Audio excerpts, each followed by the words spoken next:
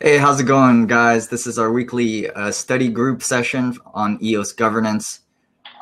We have Justin from EOS Blocksmith with us today. He's usually a regular at the EOS Tokenomics and DAX webcast, but we have him here today, which is great.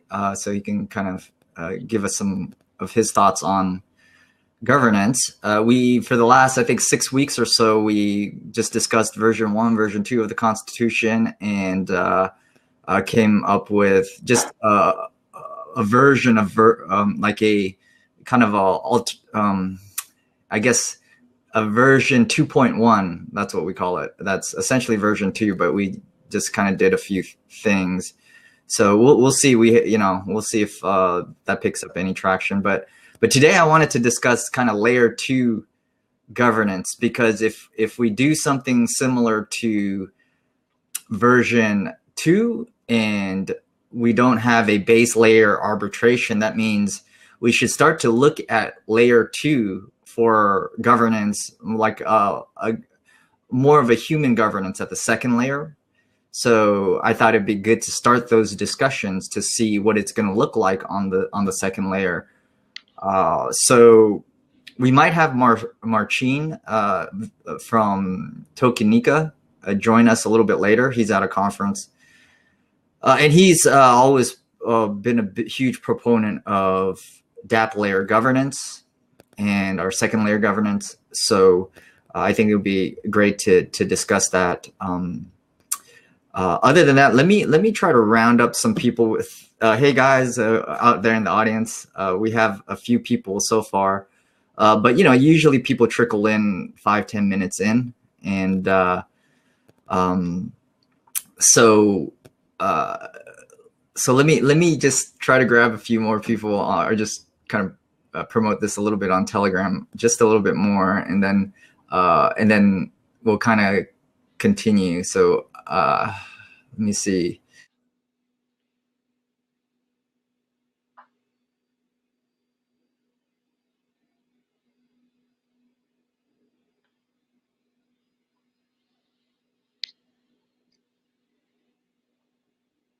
I'll put my audio on just in case, just so that you know what I'm doing currently. So I'm just going to the Telegram channels and just let people know that we're starting right now. So Justin Buck's talking about governance drain. You say real drain these days. What do you mean by that, Justin? I'm curious. So I'm not looking at the screen. Let me also read it. But go ahead. I'm just on another screen. Go ahead, Justin. Feel free to read it. Yeah. He just said, "Hi, Jun. Hi, Justin. I think governance drain is real these days." Smiley face. Yeah, I think what he's saying is that it's governance is not a catchy topic. It's not a trendy topic either. So you really have to be interested in this to to follow this. I think most people are just token holders. They want to, a lot of it is speculation and investing and things like that, and using the platform. So governance is just more of secondary on people's minds. But I do think it is incredibly important. Yeah. So Justin just means just the overall apathy, and I do see that. I do see some traction elsewhere, though. Korea has a version of the Constitution.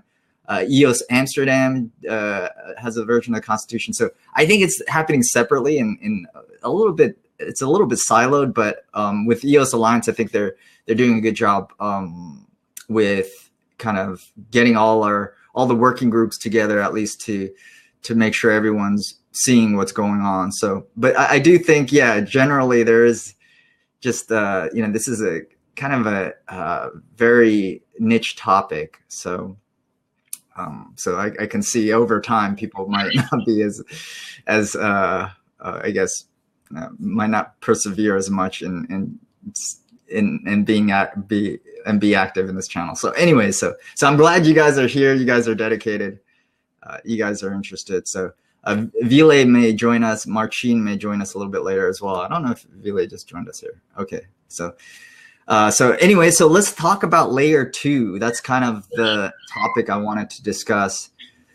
And then ULEX is a specific project that's outside of EOS that I thought was very interesting. So, so layer 2, just as a summary, is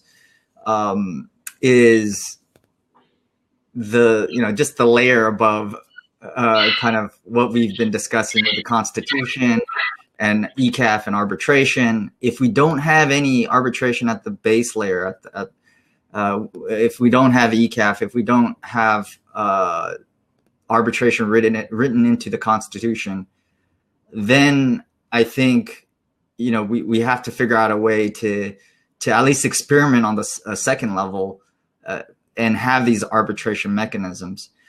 And the good thing about the second layer is that we can experiment and we could have many different alternatives. And depending on which ones get traction, I think that's one way to prove out an idea. So that's why I do like second layer. It's not like forcing us to use one particular version, one particular arbitration system or process. And we could just experiment, and if we fail, it's like, it's okay, it's at the second layer, right? So, and then many other people have just different ideas, so everyone can experiment at the second layer. So to keep the base layer very conservative and focused on very limited roles, I think now on the second layer we can pretty much design things however we want, and we can use just everything we know. We can use our imagination, whatever it is. So do you want to, Justin, what do you think? Should we talk about ULEX first, or should we maybe talk a little bit? We can talk about it generally. I mean, I can give my opinion, I guess. Yeah, for me, I totally agree. I think it would be interesting to have that like base layer, very basic, focus that on developers and their needs to protect their EOS tokens.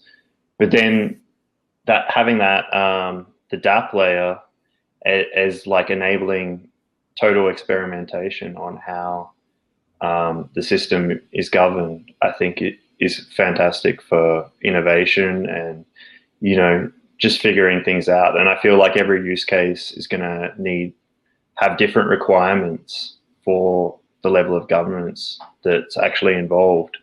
So like something like a stable token that eventually maybe people will begin to earn most of their income in, or convert a lot of their income in as a stable asset. Maybe that requires a greater level of protections for those users. So yeah, I don't know. It's a difficult one, I think. But yeah, tell me about ULEX. Yeah, so maybe just, I mean, I came across it in the Goverance Telegram channels and looked into it further after that. That was probably about a month ago or around that time. So it's really an open source governance technology. It's a project founded by Tom Bell, and he wanted to upgrade our legal system and said, hey, we could create an open source legal system. And so he created a project recently, an Indiegogo project, to fundraise for this effort. And I don't know how long ago. It's probably been around a while, this idea, and he probably tried it's been a while, but right now I know there was a recent Indiegogo campaign to fund the idea to really push this forward. So I will go to the Indiegogo campaign because they have a summary there. And what I'll do, I'll probably screen share. Maybe that's a good way to do it. So let me go to the Indiegogo campaign, and then I'll just read off the description and the summary of the campaign. They just recently finished it, but it'll just give you a high-level overview, and then we could see how that fits in with our you know, our our EOS system. So let me go ULEX and Indiegogo. So this is the project. I'm going to give you the link. So you guys can also view it, but I'm going to screen share. I think that's the link.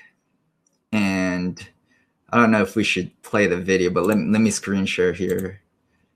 Oh,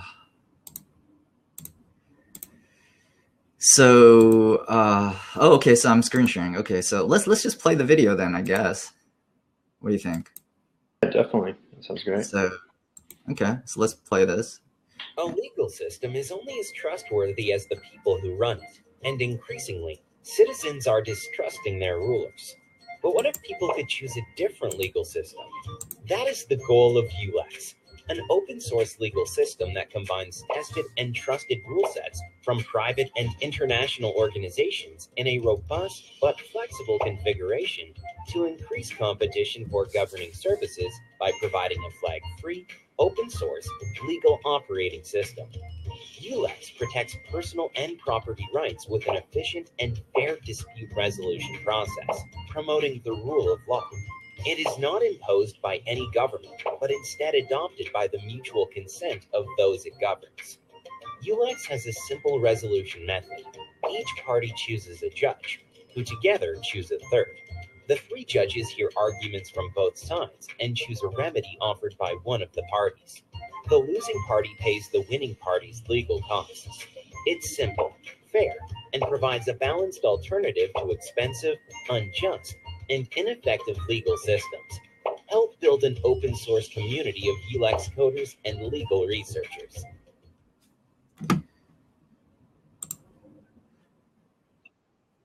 Who chooses the third judge? So each participant chooses the third one. Is that random or?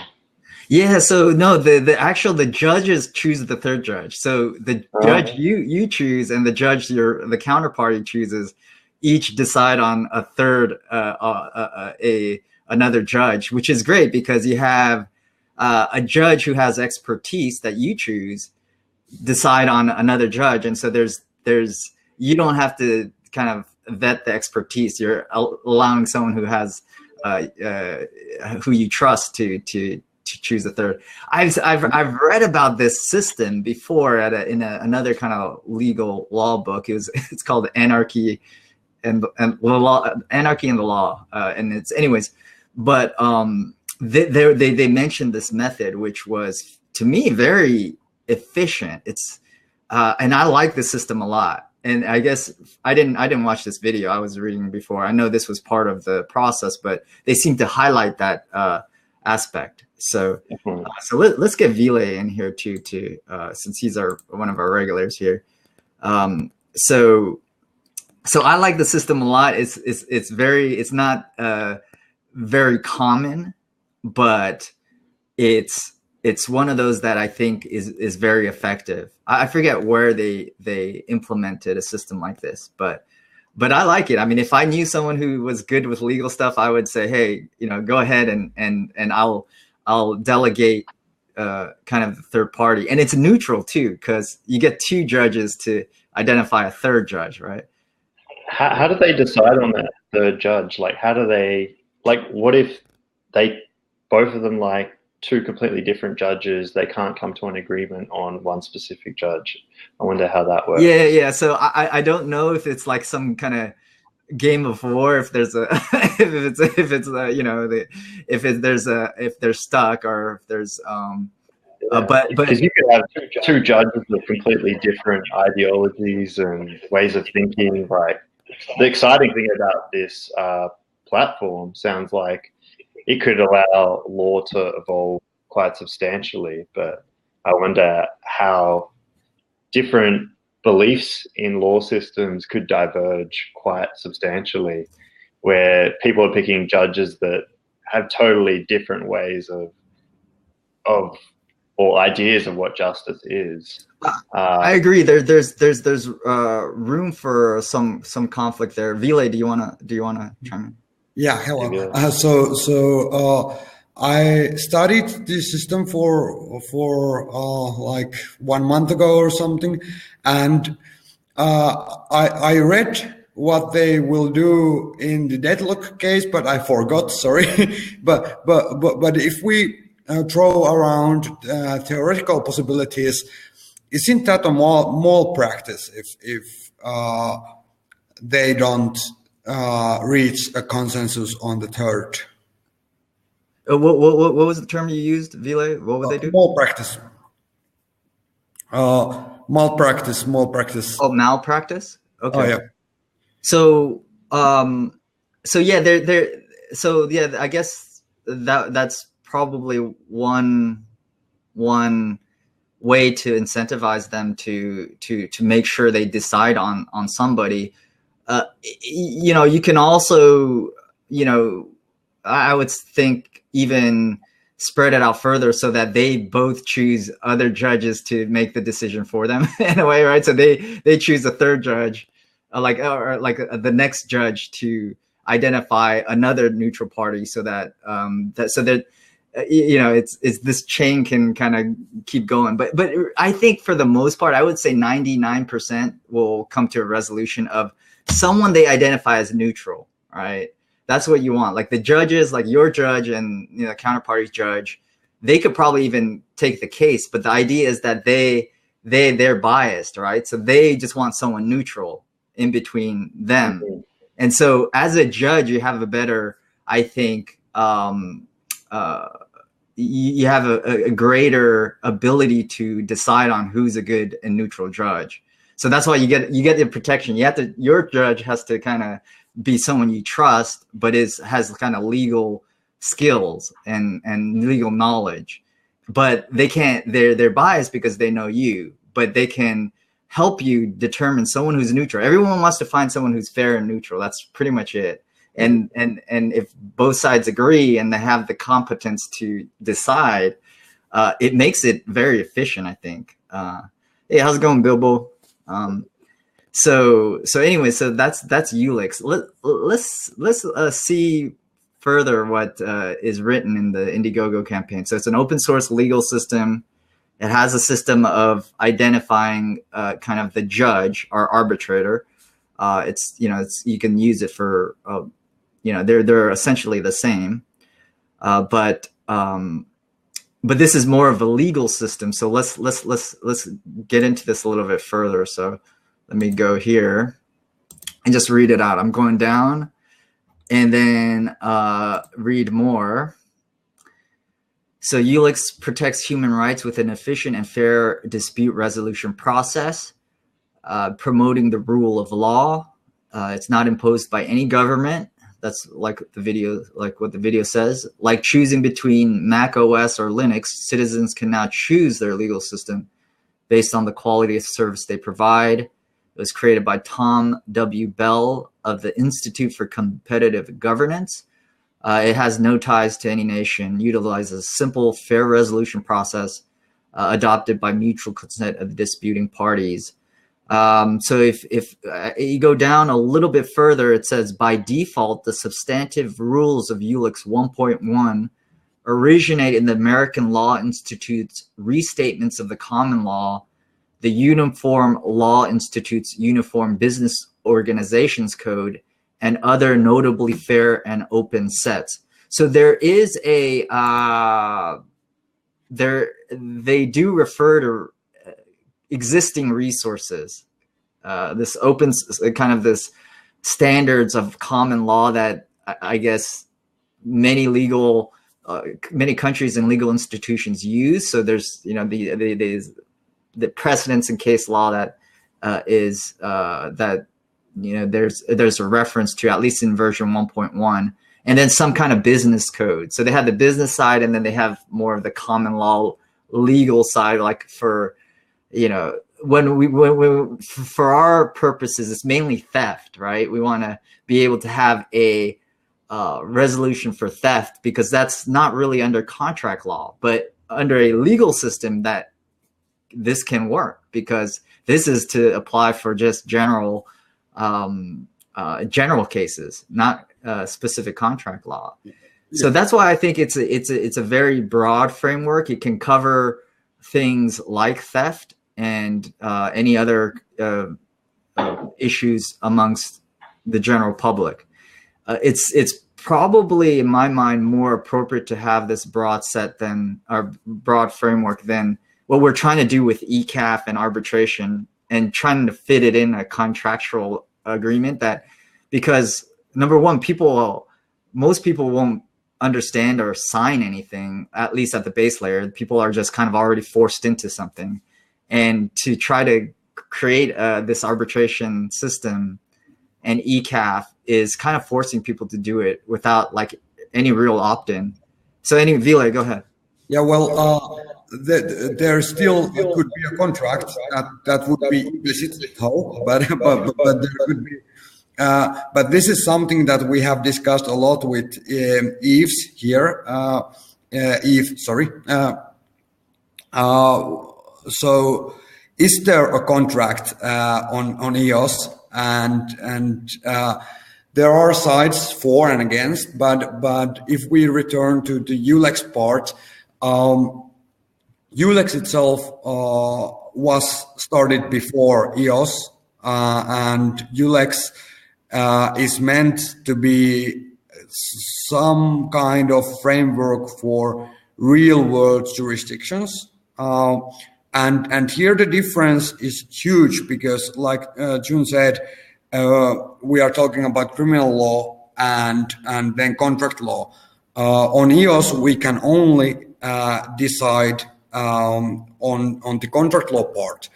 And ULEX is kind of designed to be a plug-in to some jurisdiction which would like to adapt ULEX. So, but I still think that ULEX would be really interesting on EOS. But in case we would like to have jurisdiction, we would need to build some of the concepts into the contract law, like theft as a breach of the contract. And then we could rule in the realm of ULEX. But before that, we can't really touch the criminal law part, because that's relevant in our own jurisdictions. So by default, we can only access the contract law part. You're talking about the base layer arbitration, right? Oh yeah. Okay. Yeah. And I think unless you know, and it's debatable if people are giving consent when they use EOS. I know the constitutions are trying to imply that, but you know, to me, practically speaking, no one really, like 90% of people probably aren't even aware of the Constitution, and so you need informed consent. I think you need acceptance and agreement and contracts. You need a signature, right? So at least a verbal commitment. You don't need a signature. Yeah. You don't need a signature. That's like big thing that you don't need a signature, because here in Finland we can do most of our daily errands by just using our bank login details. There is a network where the government is involved, and all kinds of private enterprises are involved, and that's considered legal. And even EU-wide, we have a law on electronic signatures. Of course, for electronic contract being legal, you don't really need an electronic signature. Email can be a legal contract, but electronic signature makes proving much easier. Yeah. So there's different levels: the actual physical signature, electronic signature, an email with some terms, a verbal agreement if there's a recording of you actually accepting something. So contracts are don't necessarily have to have a signature, but there is some sort of you probably need some at least record of it, or even a verbal agreement is technically a contract too. So anyways, but it's still hard to, I think, at the base layer, you have to show that there's some kind of informed consent, that people have accepted this agreement. And I think it's pretty weak the way we're doing it, where like, hey, we say it so, like the small minority is saying, hey, this is the way we say it so in the Constitution. You guys are all part of it. And like, there's no really even consensus about that. And anyway, so that's what I would argue. And so I would say it's very hard. It would probably get very messy very quickly if there's something like this base layer arbitration is implemented. Even if it's through referendum, I think it's going to get messy. So, so any other questions about ULEX? Maybe should we read a little bit more, or is everyone comfortable with the idea that this is just an open source legal system? And maybe we can just draw Marcin, who just joined us here in the conversation. He's got a lot to say about second layer governance. So Marcin, I don't know how you probably just dropped in, but we were just really talking about ULEX. We just played the video and just described it as a very broad legal framework that we can put on the second layer as an alternative to base layer arbitration. So let me get you in here. Let me close this out. I think we're good with the ULEX. I will try to invite one of the guys. Oh, okay. He's on a. You might still be able to join us, Marcin, but I'm wondering if it's like if you have the app. There you go. Marcin. Hey. Hey, good to see you. All right. Yeah, so you're at a conference, huh? Yeah, I'm at a digital identity meetup of Sovereign. So all the nerds are over there. Great. Hey, all the nerds. Yeah. So just been through like 2 hours of exploring this space, which we are also doing on EOS. So this is kind of kind of our turf right now. So I have 2 other guys here like doing the work right now, but the meetup has ended already. So I'm good to hang out with you guys for a little bit. They're networking, as they say. Yeah. So just let me. Sorry for the rotating screens and everything. And trying to get a seat like conveniently. Yeah, that's cool. Okay.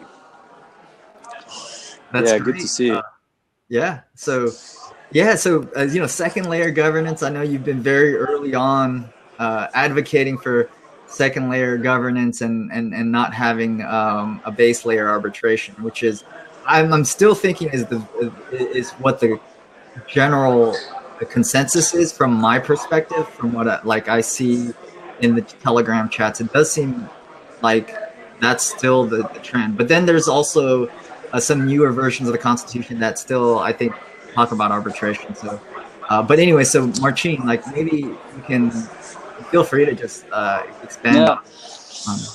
So like much since the launch, and I'm actually quite happy that more people are jumping on our bandwagon and seeing the complexity of could be happening on the base layer, and especially that like when something is global and just spread across all the jurisdictions and so on. Like this is why we think that the main net should be like no man's land, basically, like the laws of the sea or something like that. and recently, during the London conference, the unconference actually that we've attended, we've been actually working on this smart contract that would allow to set up these siloed kind of walled gardens that would allow for different kinds of governance depending on the custodian of the smart contract. So how this would work is you would put someone in the middle as this sort of a governor, And these would be institutions of public trust that would want to join the blockchain for purely business purposes. So you could have like, you know, consultant agencies like Deloitte or big players in the field that would supply certain services on EOS. And within these smart contracts, they would govern them in any way they chose fit. They would be the sort of the givers of the trust. Like, you wouldn't trust just anybody, but you would pick their governance to do whatever is needed for you. So they could be arbitrators, they could be escrow holders, multi-sig, that there is, and there would be no need to involve VPs into any operations that they would perform, because inside these smart contracts, what would happen is, if you would enter one of those, your EOS tokens would actually be converted one-to-one with a special kind of a colored EOS. You could see it as a Deloitte EOS or an IBM EOS or any kind of other EOS. And over that EOS, the custodian of the contract actually has some control over it. The holder to move these funds around. So whatever happens inside this contract, like suppose you and I have a deal and only half of the deal goes through, but we appoint the Deloitte as our arbitrator, we both are converted into the Deloitte EOS, and so the Deloitte can actually administer the EOS, you know, like settle our transaction and say, okay, well, only half of this goes to you, half of this stays with me because only half of the deal went through. And then we both leave the contract, and so the Deloitte colored EOS is converted back into the normal EOS. So there is no necessity to, to fiddle with blockchain that all of a sudden some BPs would, move funds around that aren't theirs, and all this has been discussed so far. And we think this is the way forward. Like when we came up with this concept, it's kind of an offshoot of the sidechain concept that I already presented on Ignite. But apparently you don't need a sidechain for that. You need a smart contract that is properly put together. So sidechain, so it gets developed properly, but in the meantime, you can actually do the whole thing without involving the sidechains. And so all we need is this kind of a silo one-to-one converter of traditional EOS into any other token that is pegged one-to-one, and there is no way to make it out of thin air within that contract. So Deloitte cannot print their own Deloitte EOS out of thin air. It has to come from the mainnet.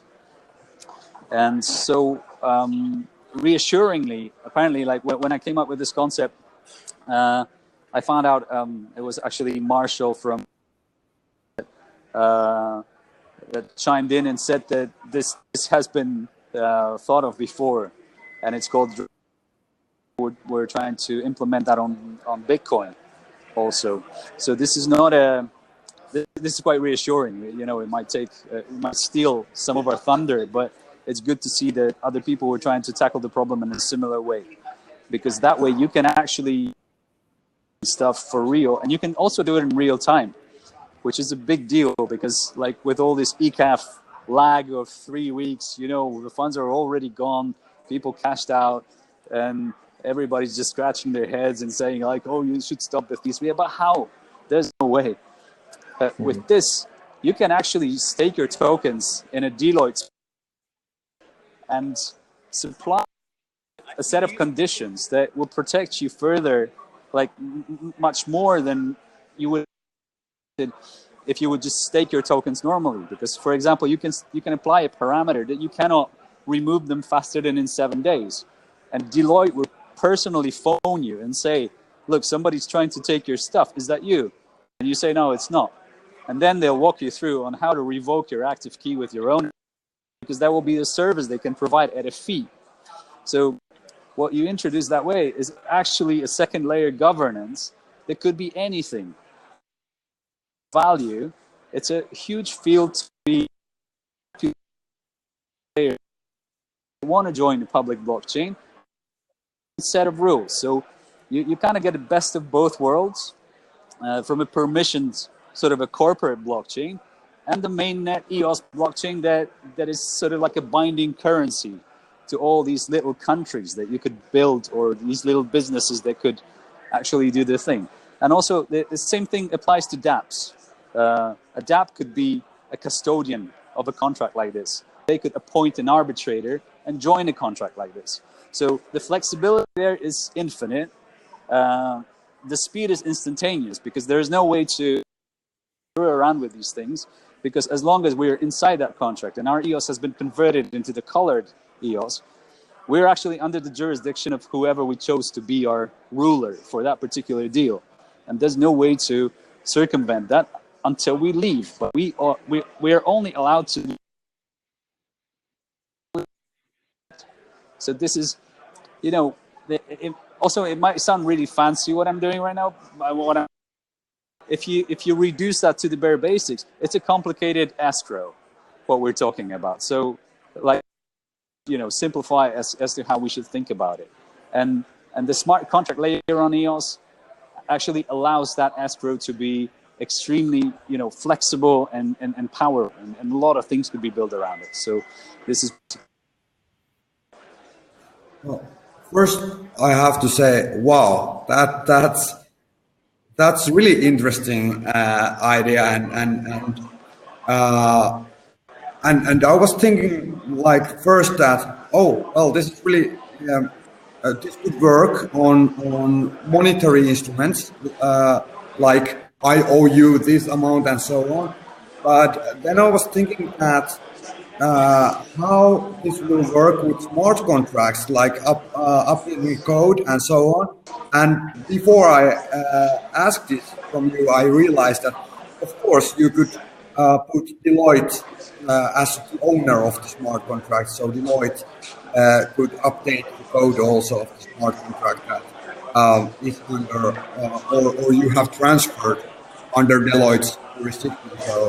So in case there is a bug or something in the smart contract, Deloitte could update the smart contract code, because Deloitte would be the owner of the smart contract. So Deloitte could run set code, and So I don't really have any questions. I almost had a question, but then I answered it by myself. Yeah, so I like this concept.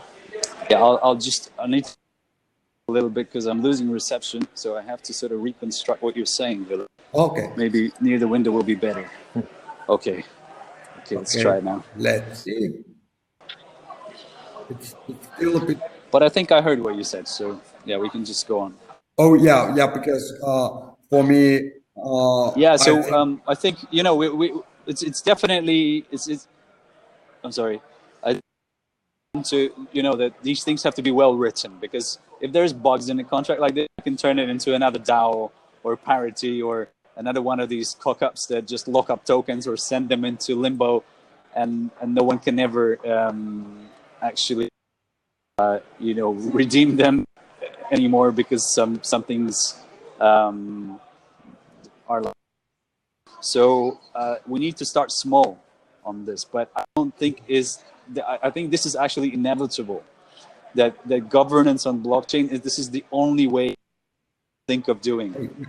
That because these things are global, because you cannot you know, moderate everyone with the best intentions. You cannot put yourself in the middle, because all of a sudden all of the Asian population is not going to understand what you're on about, and there's language differences in this everything. But if everybody can run their smart contracts as custodians, then be settled within the free market environment. And also, it actually does supply the protection that everybody's talking about. It works much better than an e, because if I am so sloppy with my private keys that I publish them everywhere, every day, you know, wherever I go, I just post them like, you know, psychotically.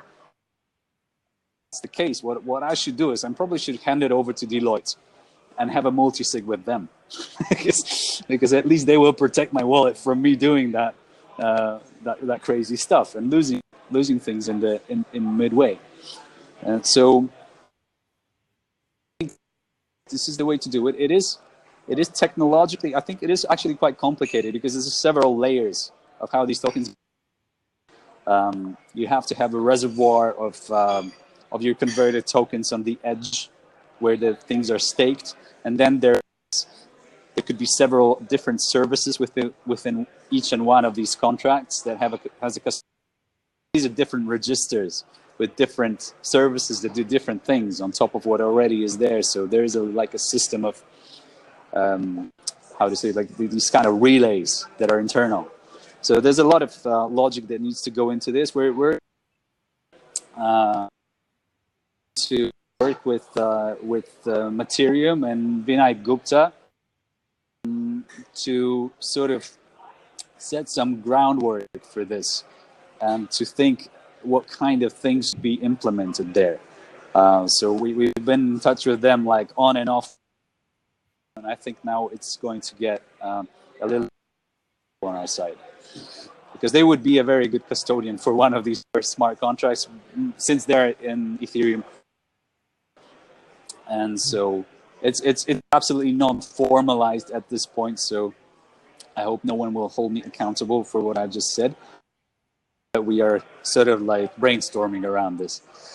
So that's that. An exciting idea, right? Yeah, but I mean that I was thinking the smart contract as a third-party smart contract. Like, for example, if I make a smart contract and you guys are part of it, and then there will be a bug or something because ECAF would you could with that kind of base layer infrastructure you could get your contract updated despite you have given the control of the contract away, for example, zero address or something like that.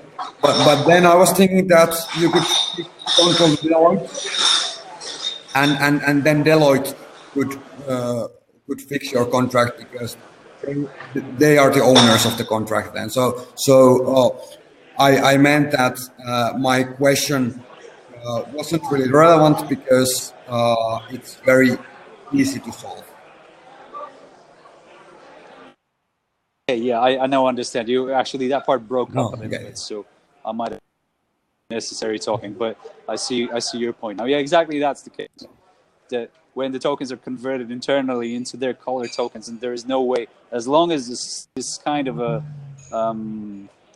this silo works correctly and everything is always one-to-one, whether entering the contract and leaving the contract, if we get that bit correctly, and whatever's broken inside, actually the Deloitte as a custodian could move the funds around and settle them properly, fix the contract and release whatever needs to be released in whichever way.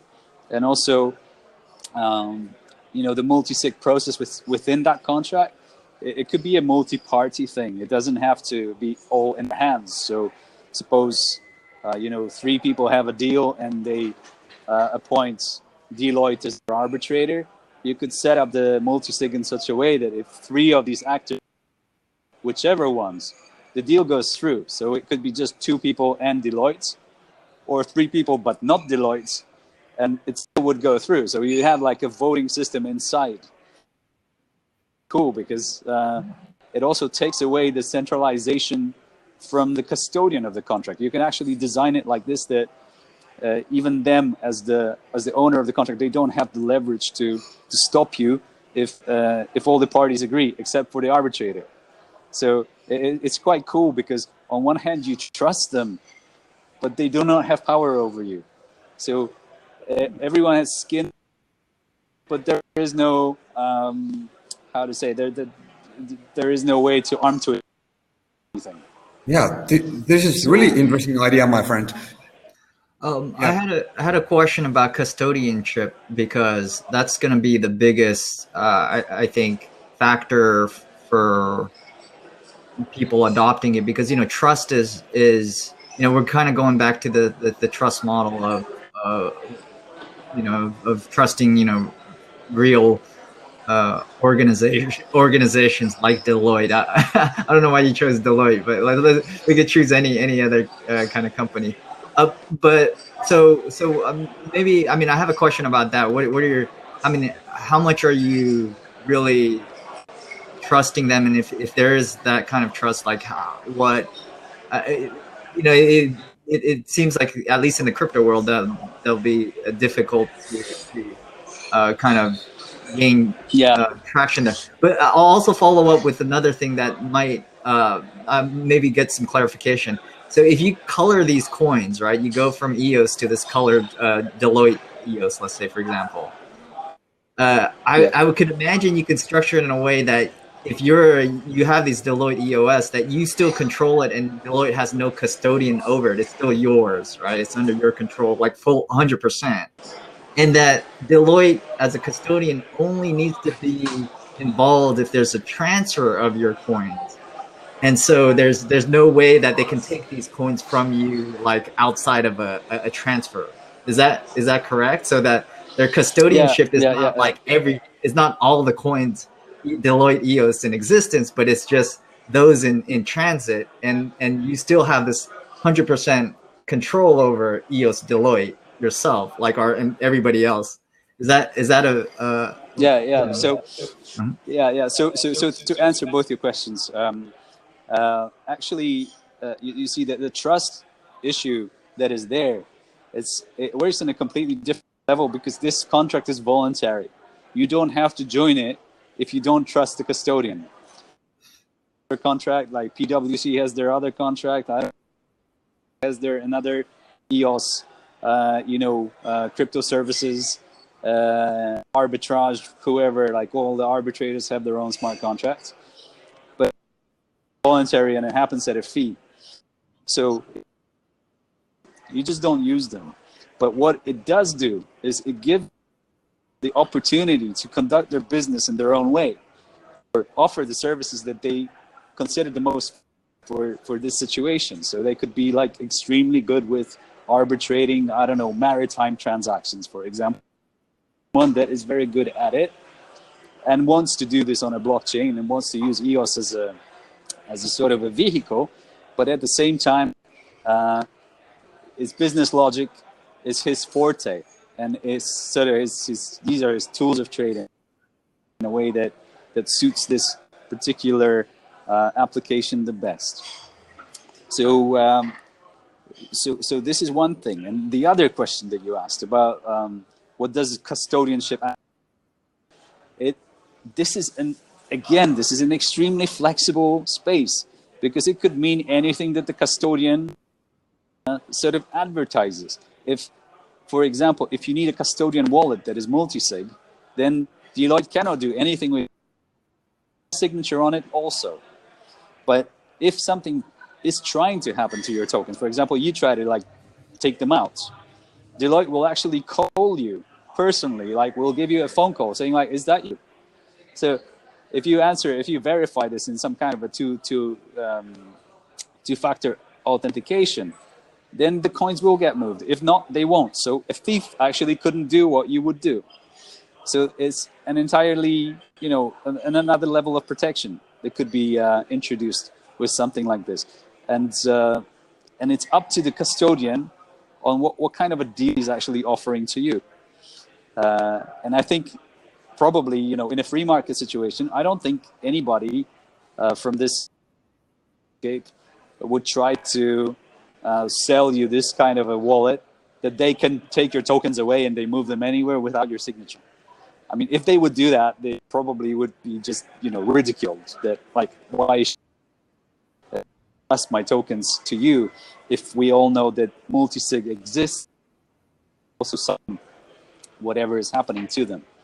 But what I'm saying, you have many qualified, for example, arbitration bodies in the world that have, massive amounts of experience, have been many years in the business. They don't have to figure stuff out of thin air right now and train their people and start from scratch. If you give these contracts to them, they could ECAF, except already in the know and already extremely sort of well informed as to what they're doing. So the concept is to open up EOS as a free market for people to do big business in the way they see fit. And if they're good at it, they will get customers. If they're bad at it, they'll go out of business, which is kind of how they're trying to circumvent that with some, centralized ideas. I know it'll just be called out eventually by the market. The market was, we don't get that. Why? Who are these people? Like, why are they in the center of everything and so on? So I get all the intricacies. That ECAF sometimes is needed to, to stop some big cock-ups that could happen before all stated. But ultimately, at the end of the day, this is how we see that these things should be solved. Yeah. Any other comments, Justin or anybody out in the audience? I do think, it seems like, you could design it. I'm sure it's like flexible to design however you want. So I think there's plenty of opportunity to do that. But the overall concept of, these colored coins coming from EOS back and forth between each other through a smart contract, I think makes a lot of sense. It definitely should, explore the limits of what this allows. So Justin or Ville or anybody out in the audience, any other questions? I think it's a brilliant idea. It's like a free market of conditions that you can apply to your coins or your tokens. And, once you've sent the tokens to someone, they can still utilize them however they would normally. But it just means that if there needs to be an arbitration process 5 days later or something, it gives you that opportunity to work within the conditions of that token, I guess, or that colored coin, or whatever you want to call it. It's the best of kind of all worlds, I feel. I think it's really great. Yeah. So, Ville? Yeah. I have to think more about this. Yeah. So I'll throw another one if no one has So I was thinking of another kind of, because we have an issue with right now with a lot of theft right now on and ECAF has a lot of kind of outstanding cases for phishing and theft. So can you imagine kind of a system where we can resolve this issue using that particular process, soon, or because I'll give you some context, because I was thinking, okay, this is another approach was, I was thinking, hey, can we airdrop a new kind of coin called EOS Safe as an example, and just airdrop it to everybody who participated in the ERC20 snapshot. And the idea was that, okay, with this coin, it'll be a second layer, it'll be a separate second layer. There'll be a second layer governance on it, right? And then you'll kind of at this layer refund everybody who was supposed to kind of be who lost money or who had their key stolen, and then just figure out, okay, well, you have this separate coin now as airdrop to everybody that was supposed to, and you resolve this with an arbitration layer on with those coins that people have to claim and opt into. So that was just another strategy aside from this kind of drive chain or colored coin idea. So I was thinking, is there a way to do something like that, where I was thinking, okay, just create a whole new airdrop, and you have a whole new kind of just new coins on top of EOS. But I'm wondering if you could do something similar to that, which I was thinking, okay, maybe that's a way to at least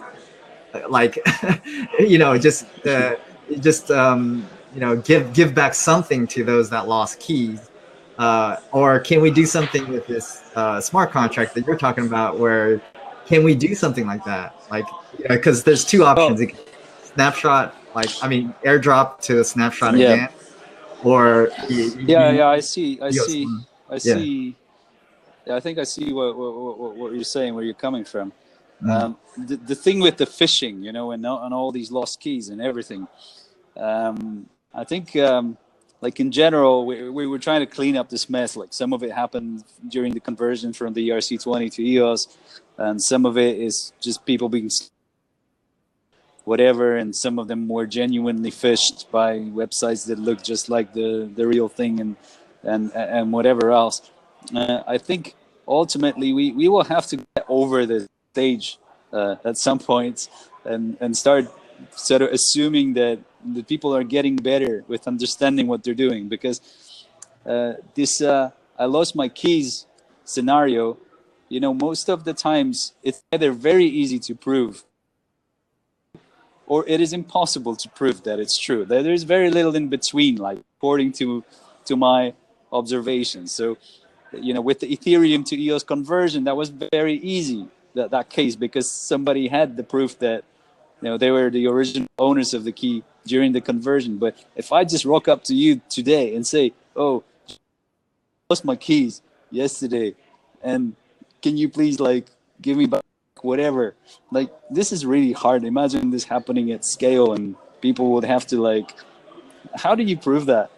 And it also opens up a massive vulnerability because there's going to be people that are trying to game this and, you know, maybe have some luck and just introduce an incredible amount of this legal that would just swamp the system. So I think that actually educating people that service custodian wallets exist on crypto, and so if you are not very good with crypto, you still want to partake, like the first thing you do is like, there is this very, you know, reputable arbitrator, custodian sort of service giver on crypto that will hold your tokens in a way that cannot be stolen, because first of all, they're staked in a special way with special time delays that are custom to this application, and they're like much longer than 3 days, or require your signature and your girlfriend's signature and then whoever else's signature.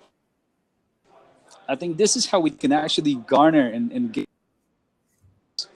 people that are afraid of this this whole environment, and not through, you know, sort of replicate the old stuff where you had this one king that could just give out orders and basically, you know, move his minions around. I get that we want to make it right for all the people that, you know, took a hit, and I'm really, you know, feeling sort of for them, because, you know, if it had happened to me, I probably would also be thinking, wow, that's really fortunate.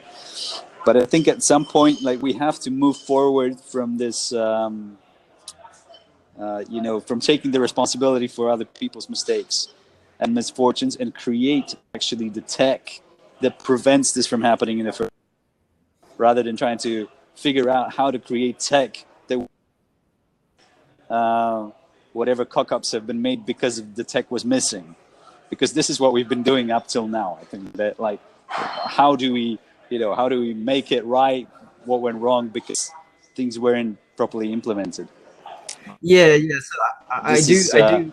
Yeah, no, I do agree with that in terms of the challenges, and we won't be able to recover all of it, and maybe it is a lot more difficult to kind of resolve some of these recent cases. Going forward, though, let's just, you know, maybe there's some way to, you know, help people with some of the things. But going forward, since you're at an identity conference, one of the interesting things about property itself is that, you know, keys are, they're not linked to an identity right now, right? And once there's an identity that it's linked to, you have a better way of resolving this issues where, you know, the assets are now linked to an identity rather than keys. And if there's some, I guess, understanding of it within your kind of whatever jurisdiction, or like blockchain jurisdiction you're in, that can actually help with theft, because now it's like you have to, you associate the amount with the people, and if it gets stolen, you can really identify if that person still holds it or not, that identity. So what are your thoughts about maybe that? And I think identities is part of that, if we can really identify unique identities. And then you would not rely on keys so much. So if you do get even phished, or even someone takes your keys, you have some protection beyond prevention. Yeah, I think again, like when you take digital identity, for example, like this is ultimately, it's again linked to keys, because it's an entire science, and people are trying to crack this. What we just heard, like the guys from Sovereign, where there's a lot of good ideas here, definitely. And from not putting things, sort of any personal data on chain, for example, because that is a stupid idea to begin with, because there's a lot of sensitive data that should not be permanently recorded. And also the sort of distribution of the as to what key actually entitles you to what, and how these things are linked together. So it's a very broad field, but it probably also again boils down to it is again linked to keys. So if your keys are stolen, from in this sort of a very how to say, somebody has access to all of them, it's probably really good to have this custodian that you could still call and say, like, look, this has happened, and have this even on the phone or wherever, and where you could start proving that this has happened. Because we won't this is maybe on a more philosophical level, but I think what is happening right now is this sort of crypto against the wall of real life. And it's just, because all of a sudden you have regulators, you have some people that on one hand they don't want any interference with any of their stuff from the state, as long as they're not, all of a sudden, as soon as they're fished, they want the protection. Did it go, I'm no longer a crypto anarchist, give me my money back. I think that merging these systems in an intelligent way is the only, because our points of view, they very much fluctuate depending on the situations we're in. So this is kind of why we think that bringing these free market solutions to blockchain is really like this is the way that is going to be some mass adoption. If you, I don't know, if you want to like trade in crypto, want to do some big things, and then you see these guys, like, let them sort of run my gig, and then flexibility.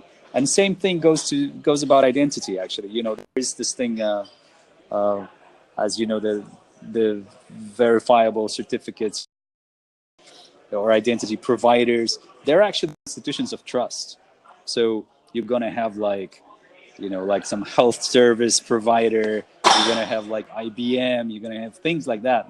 They actually issue these certificates that you are who you say you are, have worked so many years somewhere, that you're that old and stuff like that. So it's always linked. I don't think there's a way to, instate this independent kingdom and just, because reality is going to come back and call us out on our bullshit. Yeah, so you were breaking up a little, but I think we heard, at least I heard most of what you were saying. No, it's just that you were just breaking up. Your video is kind of the choppy for a little bit, but I think I heard at least most of what you were saying. Okay.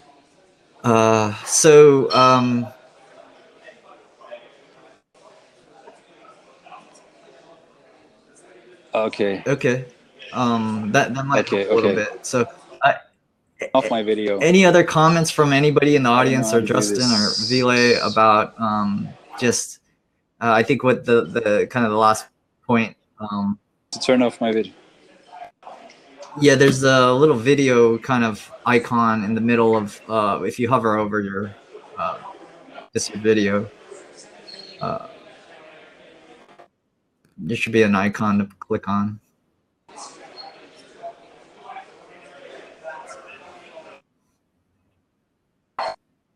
Oh, I could do it for you too, Marcin, if you want.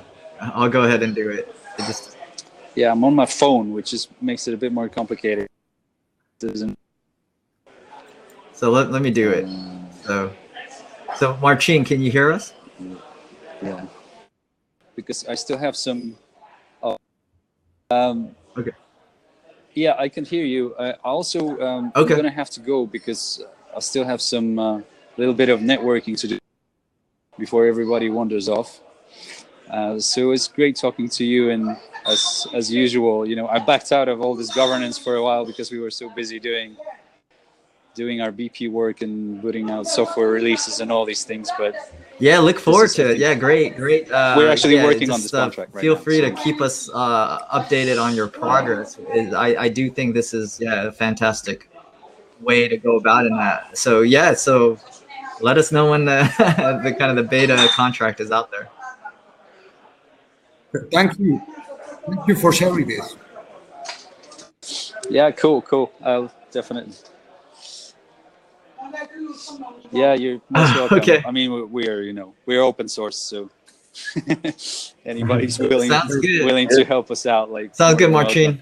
Have a good one. Okay, guys, thank you so much. Thank you. Bye. So. Thank you. Bye. Cool. So, all right. So I guess. So any other comments, guys, about this? We're about an hour and 5 minutes in. We could go up until probably not 5:30, like one hour and 30, I guess. But any other comments you guys have? Oh, well, I think that the idea is really interesting. At the moment, I'm thinking like, why not? It really because most of the base layer stuff would be either moving tokens or upgrading contracts where the control has been sent to zero address or something like that. So for both of these scenarios, this kind of third-party settlement system, like Deloitte contract, if we use that as a placeholder, that would solve, I think, at the moment, all the other cases except theft. But even then, you could use some sort of Barclays contract if you want to have your money somewhere for a long time, for example. Yeah. So no, yeah, that's true. I look forward to seeing the contract. I actually we started with ULEX, and I think we can create a not so much a company custodian, but a just a kind of community custodian, and that uses ULEX as a legal framework, as an example, as an experiment, and see if we could use this model where EOS turns into this new token that's now using this legal framework that is broad and it's at the second layer. It has this kind of arbitration system. So I think it's good. I'd like to implement this. Originally, I was thinking doing an airdrop and just having a separate token. But if this is a way to not have to create a new token, I think there's a benefit there. It'll just convert into this new token. I actually like that model better. I was hoping to somehow, just make some of the people who lost money whole, but it's a little harder to do it, I think, if it's using this model. But it's a cleaner way, I think, long term, to just have these conversions kind of back and forth. Any other comments? And I think that the ULEX experiment would be interesting, so count me in. So yeah, let's see what Marcin and others come up with, and let's see how we could use that in kind of ULEX experiment. But I think that ULEX is still under development, so there are still laws to make. Yeah, I think the great thing is that a company like ULEX could be involved in this system and be a competitor for Deloitte and EY and all these other corporations or organizations. And people can choose to kind of have their stamp or that as the arbitrator of the tokens. And then it becomes like EOS or Airbnb token, but with a little kind of identifier that it's kind of conditional of arbitration by ULEX or whatever company it's going to be. And people, if they don't trust that particular arbitrator or company, then they can decide not to accept that kind of format of the currency. So yeah, it's interesting. There's some issues that I have kind of in my head, like, I don't know if there's like conditions placed on a token by the fact that it's got an arbitrator attached to it.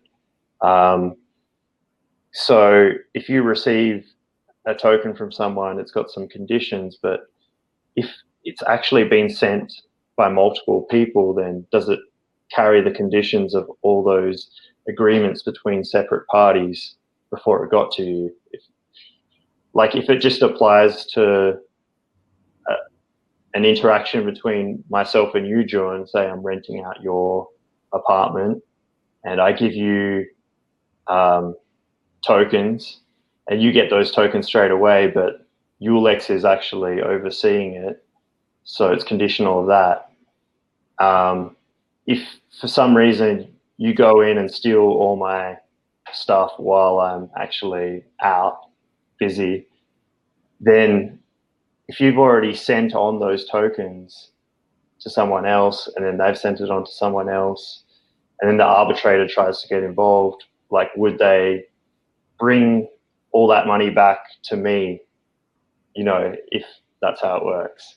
Yeah, no, we spoke about this, and this is like the common problem with just resolving a lot of these key disputes, because there is a chain of I guess transfer that it could be there could have been something years back which was a kind of an illegal transfer, and that could really make things difficult to resolve, like any current transfers, and you lose fungibility. So I think there's got to be some rules around that, and but yeah, I think for this system, they'll try to maintain some level of fungibility, meaning like if they're if you're transferring, you shouldn't have to worry about it being reversed, especially if it's something that you had nothing to do with. So anyway, so that's a kind of a separate issue. And just also a clarification on ULEX. ULEX is a kind of it's not a company. It's more like, it's a platform. It's a concept. It's an idea for open source, just like an open source legal framework. So we can consider it more like I don't know what we can name it, but just some ULEX organization, right? So it's like maybe some EOS, we'll create a name like EOS, EOS Nation's already out there, but just some other name that's, less, that is less indicative of companies, but more like a just, just community or a virtual community, So anyway, so that's the other thing. So because I always think like, Deloitte and all these other ones that we use as examples, they kind of turn a lot of people off, right? So it doesn't necessarily have to be a company. It can be just a new virtual jurisdiction. I know that's a little bit, most people aren't thinking that way, but it can easily be this new virtual jurisdiction that's kind of, to me, like another sovereign entity or a sovereign state, right? So okay, so wait, Marcin has actually wrote something. So when you leave the contract, your EOS claim is free. You successfully exit arbitration. So yeah, so if you convert it back from let's say EOS Deloitte, back to EOS, then you have you don't have any fungibility concerns at that point. So, but as long as you're in that system, there's probably some potential for reversals, and fiat's like that too, right? So it's like, that's one of the biggest issues with merchants. Merchants have reversibility when consumers buy something with their credit card. Merchants don't know if they're going to receive it, and oftentimes it's reversed, and they lose what they think is theirs. And so there's a lot of that going on in terms of with reversibility. So there might be some level of that at the kind of in the custody, kind of in this other jurisdiction, the custodial jurisdiction.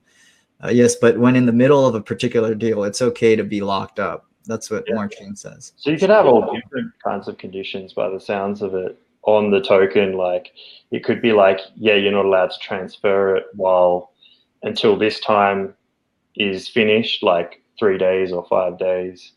So it just allows ultimate kind of flexibility.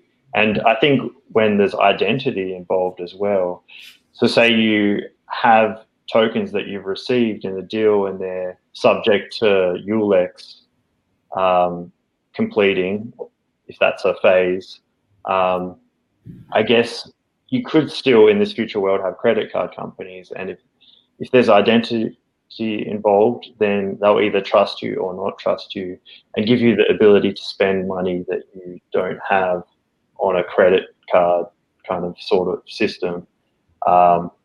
So that will come in eventually as well to give people even more flexibility.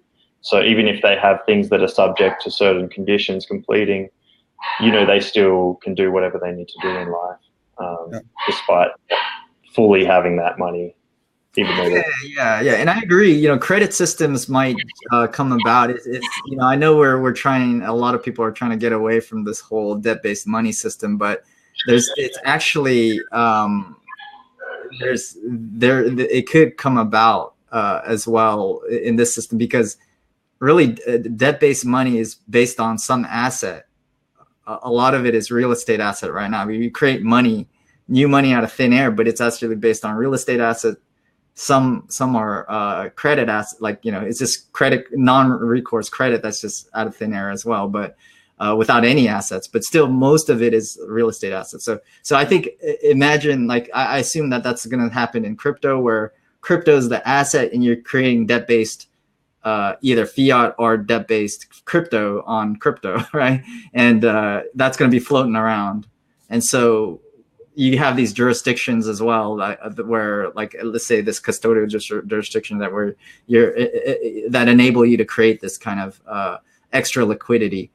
So I see that going, that can happen as well. So it's not like we're going to get away from purely kind of debt-based money. I think it'll just be at the second layer. It will be less influential than how we have our system today, I think, where everything's dependent on debt-based money. So, and regarding transactions per se, I think that this could lead a transition from arbitration to notaries, because what I see here is a notary jurisdiction possibility, where you have to stamp the color transaction. For example,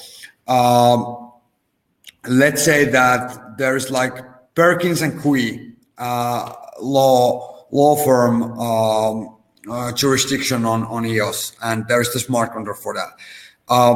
They could work as notaries. They could stamp the transactions from person A to person B. And then when it's stamped in the middle, the colored coins will be deposited in the name of person B, and then person B can get the real EOS.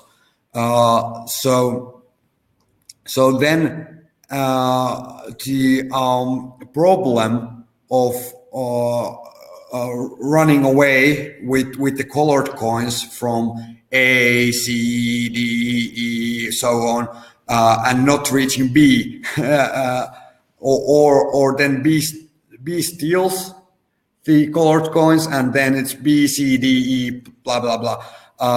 So this stamping would remove that risk, but also then it would introduce EOS notaries, which would be kind of interesting concept.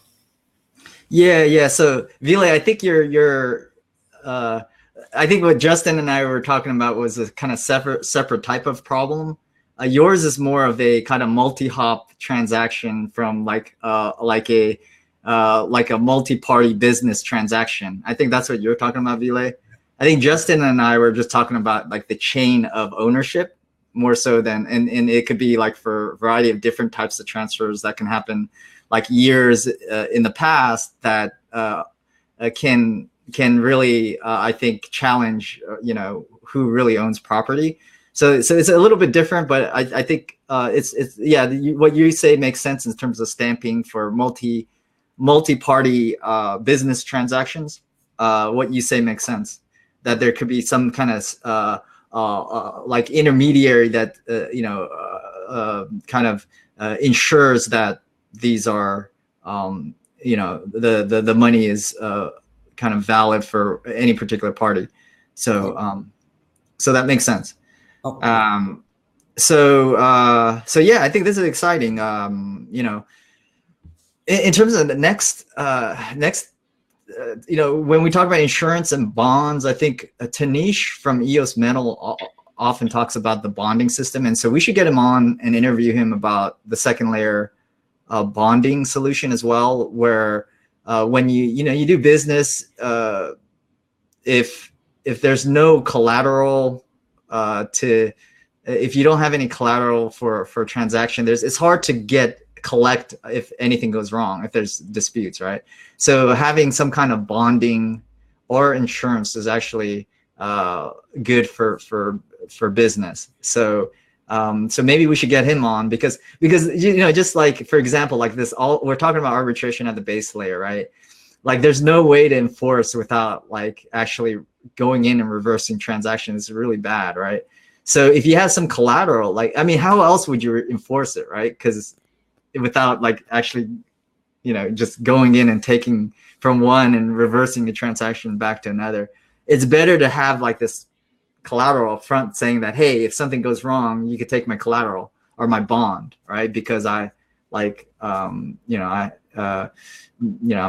planning to do good business, and I agree to someone taking this bond if I if I do something wrong or I'm negligent or whatever. So anyway, so we should talk to Tanish maybe next week about the bonding idea.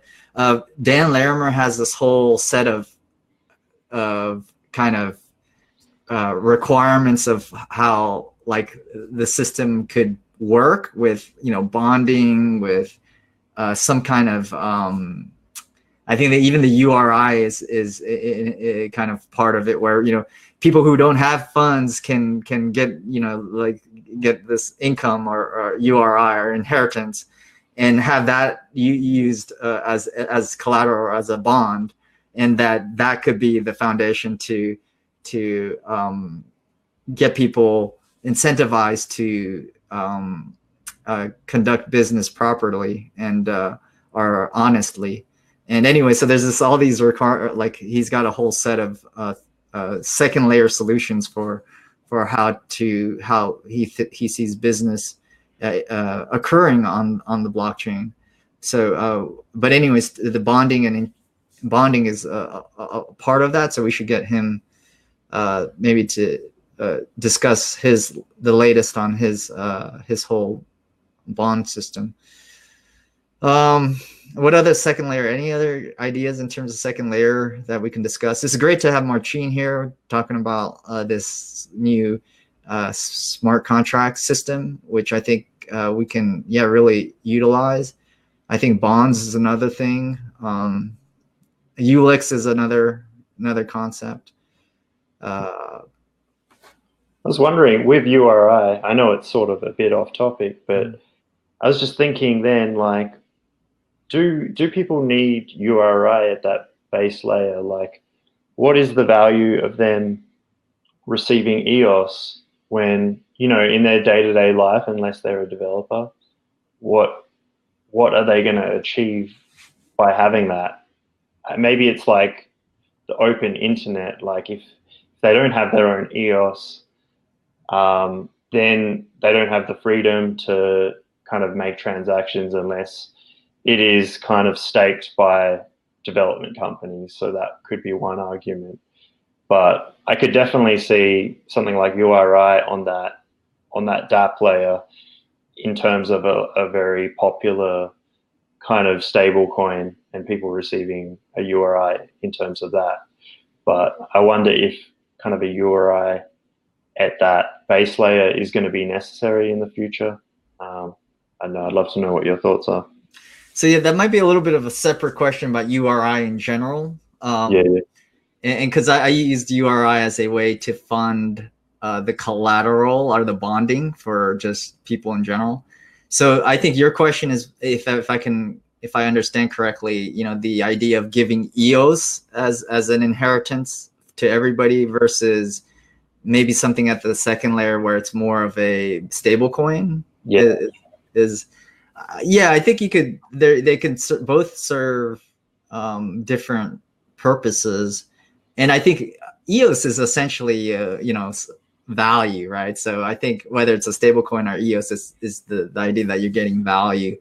And, you know, there's different reasons given. I think it's an inheritance, like an agreement, intergenerational agreement, so that it'll essentially, yeah, I'm sure there's, you know, people can debate like the validity of that, but I think it makes sense. But it essentially just kind of having like this tax that is passed on to newer generations and new people to give them a kind of you know, more equal shot at you know, existing resources. So, but anyway, so I think it could happen either way, and I think it's more of the idea that URI has kind of a philosophical idea that is a way to distribute value. So I think it could be either EOS or stable coins, and I think that's fine.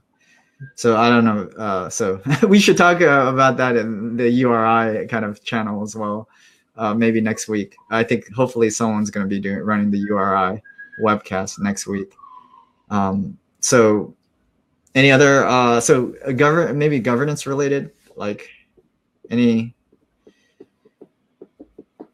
other thoughts on governance? What do you guys want to talk about in terms of governance? I guess, I mean, we kind of, I didn't want to talk too much about the Constitution and stuff because you know, hopefully I'll go join in I think EOS Alliance has a call in, I would say probably in an hour, or hopefully it's not already going on.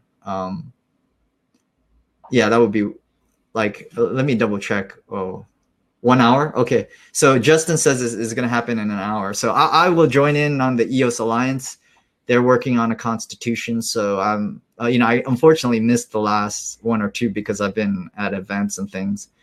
But I do want to participate and help out and understand what the latest is with the Constitution.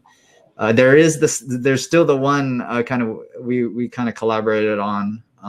Oh, thanks, Justin. There's a way to register for the EOS Alliance call today.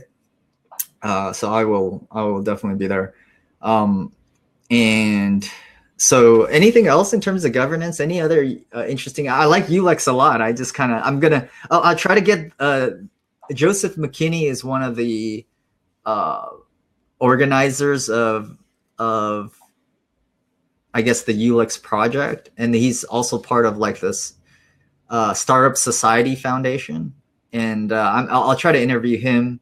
We'll probably try to get Tom Bell, who's the creator of ULEX, hopefully on this webcast eventually. Yeah, that'd be great. It would be fun to have him. But you know, I haven't even reached out. So so I love this idea that dApps will be able to outsource kind of that arbitration layer, because I think at the end of the day, we want the dApp developers to concentrate on doing what they do really well and coming up with kind of brand new tokenomics models, brand new products that serve the community. And it's good that there could be these options out there that like all these dApps can point to, and they don't need to cover all areas of the dApp. They could come up with some basic agreement for how things should run, and a company like, or an organization like ULEX can work within those kind of lines. But at the end of the day, it creates a lot of efficiency by not having to do all parts of the dApp, including the governance and the arbitration. Or they'll probably still do some level of governance, but at least the arbitration thing, I don't think it would be great if every dApp had to build in their own arbitration system. I think it would be incredibly inefficient. I think there'll be a bunch of different arbitration communities, and each dApp can decide which one is most suitable for their particular use case. Yeah, and I agree with that, and I think ULEX really the main focus, I think, that to use that is for kind of theft and phishing cases, and so anyway, but hopefully, you know, that will be a broader framework that a lot of dApps use. Could there be a community like that maybe forms around gig economy type arbitration between kind of ride sharers and you know, people renting other people's apartments? I don't know. They might form specialties, I guess. Yeah, that might be a little bit more specific, but I think ULEX can actually be pretty effective for that as well. Yeah, it could be, definitely. So Fred, hey Fred, how's it going, Fred? He's Starfish. He's like, yeah, I know Fred from Starfish and Lumios, and so I think Legal.io is a company at Starfish, which is a co-working space in San Francisco. I am there often, and there's this company called Legal.io, which is a startup to integrate the latest in technology with law and with like lawyers, and so I actually did speak with Tony there at Legal.io. So hopefully we can have him come here for an interview and see what's going on with him. And that's they also are really kind of exploring everything in terms of blockchain and using that in incorporating that in law and the legal practice. So legal.io. Yeah, it's funny. I just spoke to him the other day. So it's really exciting. It could really, all these different options, they could really make it a lot more affordable to seek legal action. Well, hopefully a lot of the blockchain things like smart contracts, etc., eradicate the need to use a lawyer in the first place. But when we do need to use the law or judges and arbitrators, etc., like the fact that it could bring those prices down by increasing the competition, maybe increasing the amount of people who are able to be arbitrators and judges and that sort of thing, it's going to be fantastic for everyone, I feel, especially those who can't afford legal, action at the current moment. Yeah, I think it will democratize legal access for sure. I think right now, and it's just the reality is that, it's at least in our daily lives, we don't often have a lot of legal issues, right? It come up. It's just like a random occurrence every maybe few years or so, at least kind of in terms of civil cases or whatnot. In business, it has to be a certain amount for it to make sense, right? Like, you're talking like case should at least be worth like, 5,000 and above at least, and probably much more than that in terms of value, right? Before people start like having to deal with legal issues. So legal process. So then it'd be, I think hopefully in the future, it'll just be like, almost everything can be mediated and it'd be very low cost to do any kind of transaction, even $100. You know, it's just like, okay, yeah, you know, we'll resolve it like you know, using this tech. Yeah, it could be a very light and efficient legal process. Like at the moment, it's just like either a incredibly heavy, burdensome, lots of kind of man hours process, or not at all. Yeah, it's like having those options to have anything from very light, you know, verification to, you know, Supreme Court action.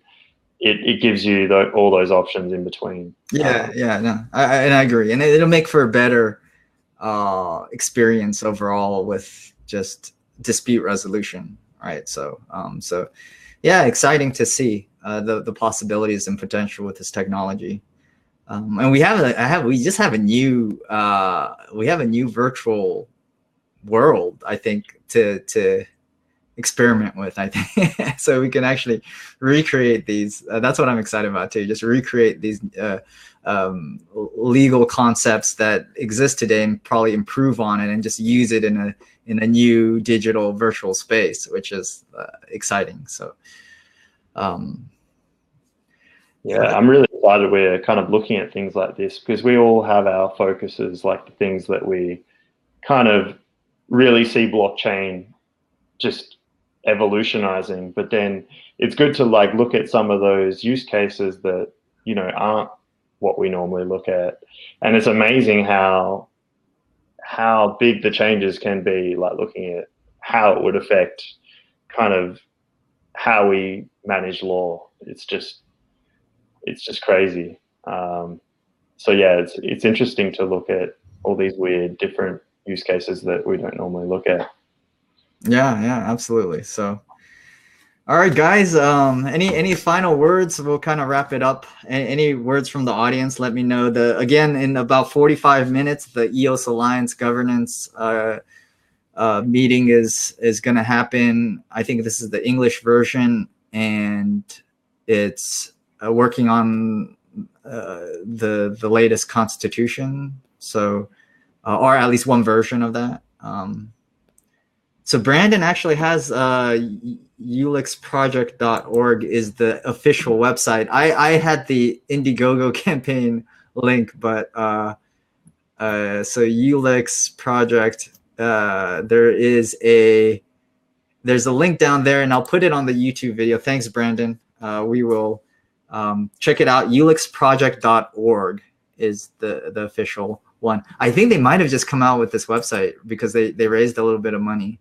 And I will definitely be participating. When's the next event? December 1 through 12 this year. And where is this located?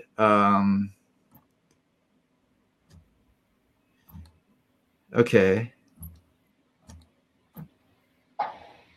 Let me see. So contact us. I don't know where this is from.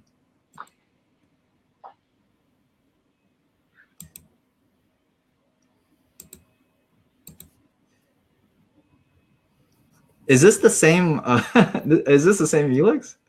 Yeah. So this might be a little different, no? Yeah, I was looking at that before. It seems, I think it's different. Yeah, okay. Sorry. So ulexproject.org is using the same acronym, and it's slightly, there's some overlap, but it's probably not the official ULEX project. So I would just go look at ULEX and the Indiegogo, just Google Indiegogo ULEX to find it. No problem, Brandon. Yeah, it sounded very similar, so I was like, but yeah, the theme and all that was like, okay, it looks a little different. So anyways, thanks, guys. Any other last words? Anything else like you guys have in terms of governance? That was great. Okay. Ville? Nope, I'm fine. They're very interesting ideas. Okay, cool. I'm gonna read up on all this stuff. It's awesome. Yeah, it's it is a lot of heavy duty kind of stuff in governance. So, okay. So Fred asked, when is the Rex voting happening? This is somewhat related. It's like I think EOS New York said, hey, there should be a referendum for like creating a REX system on EOS, and it's partly one of the reasons why the version of the Constitution we kind of discussed, and the one I kind of tweaked, is essentially that if we're going to create these new features, especially if they have a big impact on the system, they should be in the Constitution. So the version of the Constitution that I've been kind of working on was kind of authorizing REX. I tried to so Fred's asking, is it going to be 2018 or 2019? I think it'd probably be this year, Fred, because I think they're working on the code already, and it's October right now. I'm sure it'll probably be by the end of the year, and I think it's a good system, and I will definitely try to make sure that it's kind of I wasn't sure exactly how to describe REX in the Constitution, but I definitely think that it should be in there. So anyway, so I'll plan to make sure I get the latest details of REX, and then at least insert that in the version of the Constitution, kind of that I've been kind of helping to draft. So